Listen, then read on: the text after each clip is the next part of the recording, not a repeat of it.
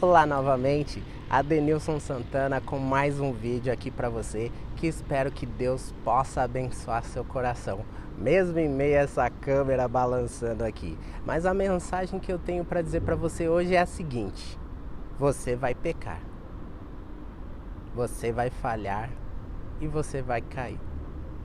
Deus me livre, que isso? Que mensagem é essa? Se prepare e eu vou dizer para você agora. Bom, eu não queria começar de uma forma assim tão sensacionalista essa mensagem de hoje, mas isso que eu acabei de falar agora foi exatamente o que um colega meu repetiu há muito tempo atrás para mim, bem no comecinho da minha caminhada. Esse colega se chama Felipe. Exatamente. Enquanto a gente ia e vinha da igreja, a gente sempre ia conversando, né, sobre as coisas que a gente ouvia, sobre as coisas do ministério. A gente sempre ia partilhando, né, como a gente sempre faz quando a gente tem algum colega que vai e volta com a gente da igreja.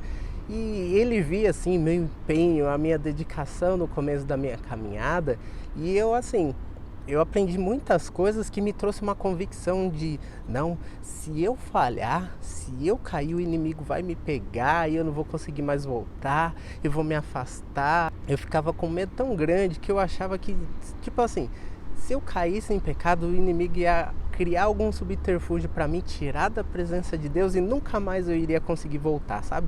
Ou ia criar alguma coisa assim, bem pesada, que eu não ia ter força para suportar. Então isso me trazia uma preocupação muito grande, que eu ficava, não, eu não posso falhar, eu não posso errar, eu não posso pecar, eu vou fazer tudo certinho e eu não vou errar. E o Felipe já era velho já de caminhada, né? Então, enquanto eu estava começando, eu comentava essas coisas pro Felipe. Eu falava, Felipe, eu não vou errar, não. E o Felipe falou, você vai pecar, você vai errar.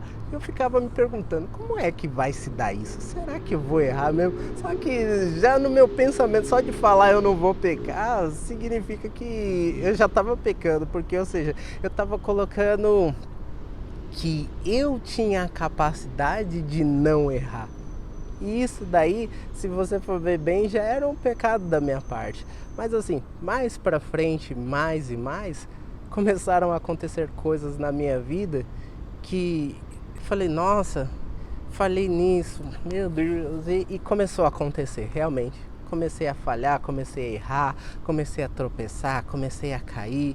E quanto mais eu buscava me reconciliar com Deus, mas não, agora dessa vez vai dar certo, eu ia lá, tropicava e caía de novo. Quanto mais eu me esforçava, eu ia lá e caía novamente. Eu falava, meu Deus, então não sei mais o que eu posso fazer, porque eu achei que eu poderia não cair, que eu poderia, sabe, permanecer de pé.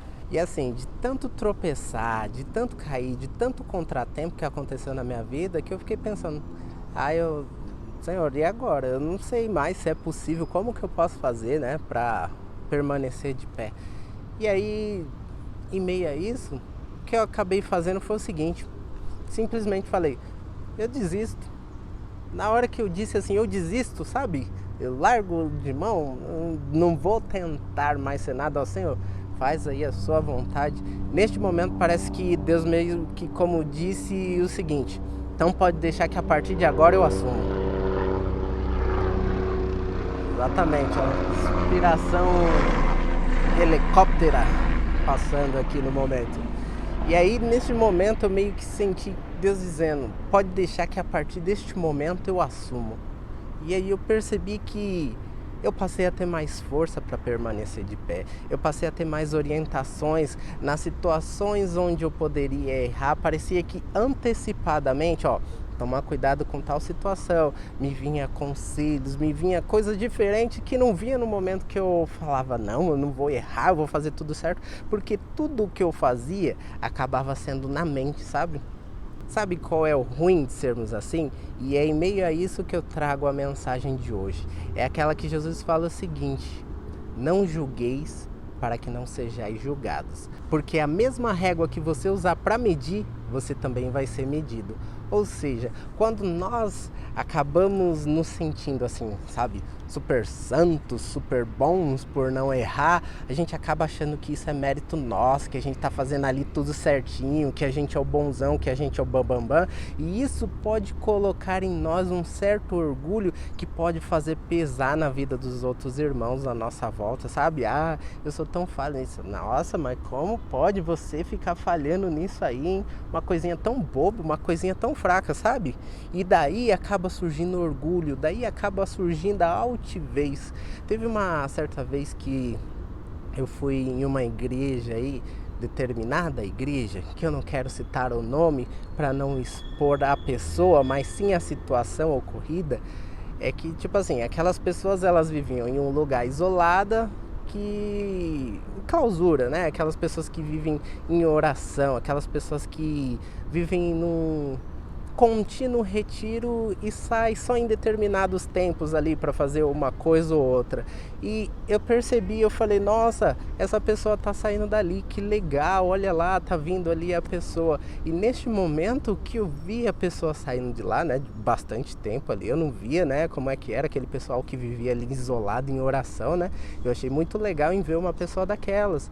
E no momento que aquela pessoa saiu, eu reparei no olhar, assim, na fisionomia da pessoa, uma cara de nojo, assim, sabe? Ai, credo, tô no meio desse povinho, assim, sabe? Olhando em volta, assim, pras pessoas, assim, meio que se sentindo como se fosse uma pessoa que tá com as roupas branquinhas e tá descendo no esgoto. Exatamente, aquela pessoa se sentiu estando toda purinha, toda boa ali, em meio a um monte de pessoas sujas. Ou seja, quando a gente acaba tendo um tipo de fé assim, que a gente começa a fazer as coisas com essa legalidade, a gente começa a se sentir superior, a gente começa a colocar o outro lá embaixo e se colocar lá em cima. E onde é que está o mérito de Deus nisso? Então, de eu não pecar, isso seria mérito meu. Agora, no momento que Deus permitiu que eu caísse, que eu falhasse, que acontecessem circunstâncias na minha vida e nesses tropeços eu percebesse que eu não tinha essa força de permanecer de pé, e aí onde Deus falou, a partir de agora eu assumo, Deus permite que isso aconteça na nossa vida para que nós não nos orgulhemos, para que nós não nos exaltemos. E quando a gente começa a enxergar isso, a gente começa a se tornar paciente também, quando a gente vê isso na vida dos nossos irmãos, sabe?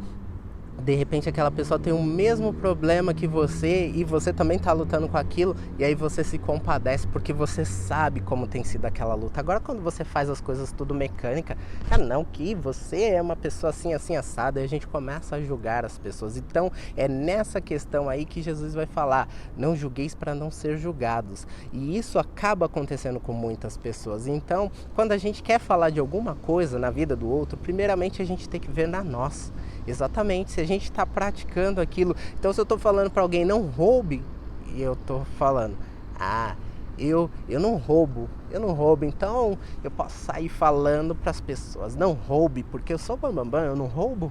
Mas de repente, com a forma de falar, eu esteja roubando a paz daquelas pessoas, eu esteja inconscientemente roubando a satisfação daquelas pessoas de, pô, na minha pequenez ali eu acho que eu tô conseguindo crescer, e aí eu tô jogando aquelas pessoas lá para baixo e colocando um jugo sobre elas. Então aquele que acaba fazendo também tais coisas acaba não percebendo isso. Então de repente a pessoa vai lá e julga a pessoa pela prática sexual que a pessoa tem, ou por alguma questão da vida da pessoa que não foi resolvida. Aí de repente ela vai lá e tem um filho, e esse filho tem a mesma situação de vida que o outro. Ou seja, é um castigo de Deus? Não, é uma situação que veio para a vida dessa pessoa para ajudar ela a ser mais tolerante com o próximo. Por quê? Porque a mesma régua que essa pessoa está usando para medir a vida do outro, agora ela está na vida dele. Ou seja, e agora, como é que ele vai enxergar o próximo? Na vida dele agora tem essa situação que ele precisa lidar. E aí? É nisso que Deus ensina que a gente trabalhe no nosso dia a dia e que a gente não se exalte, que a gente não se sinta. E fazendo isso a gente remete toda a glória, toda a honra a Ele. E aí é um momento onde a gente passa a se gloriar, não nas nossas Não nos nossos momentos que a gente se acha, que a gente fale bem ou que a gente faça algo bem, mas na nossa fraqueza e por Deus operar em meio a essa pessoa tão simples, tão falha, sabe? Como pode um Criador da existência fazer instrumento em uma pessoa tão falha como eu? E é isso, porque aí o instrumento começa a ver que ele não é o que deve ser exaltado, mas sim o autor da glória, e sim o criador da existência. Ele é que deve ser o exaltado. A mesma coisa aconteceu com Paulo, no momento que ele estava lá no ministério dele, vivenciando várias revelações, várias coisas ali fantásticas, aí ele vai lá e revela que foi lhe dado um espinho na carne. Vinha lá um mensageiro de Satanás, lá esbofeteava ele, e ele por 3 vezes pediu para que Deus o livrasse daquilo, e Deus falou: o meu poder se aperfeiçoa na fraqueza, a minha graça te basta. Aí neste momento Paulo entendeu que aquilo que aconteceu com ele foi para que ele não se vangloriasse das revelações que ele estava recebendo. Padre Pio, aconteceu a mesma coisa na vida dele, ele também não era perseguido, não aparecia espíritos malignos lá em forma de cachorro e flagelava ele, acontecia várias circunstâncias, pessoas manifestavam na igreja, falavam: e aí, gostou da surra que você tomou ontem? Ou seja, ele se mantinha ali frágil, ou seja, dependente da graça de Deus, não se colocando por cima. Então é por isso que a gente vai cair. Por isso que a gente vai tropeçar, para que nesse ver do nosso limitado, do nosso humano, o quanto falho, o quanto pecador, o quanto fracos nós somos, mais a graça possa abundar na nossa vida. Assim como diz aquela passagem: aonde abundou o pecado, agora superabundou a graça. Ou seja, agora você é receptáculo da graça de Deus, o templo do Espírito Santo, por meio do qual Deus quer operar.